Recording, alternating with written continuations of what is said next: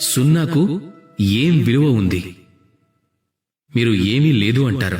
సున్నాకేం విలువ ఉంటుంది అంటారు.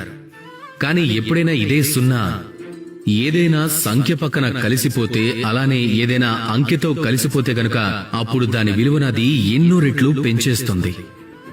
అంటే ఈ సున్నాకు విలువైతే ఉంది.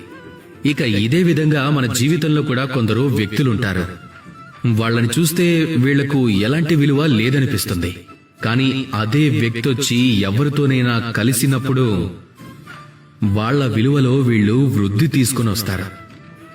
ఈ ప్రపంచంలో ఎలాంటి విలువ లేని వ్యక్తులంటూ ఎవరూ లేరు.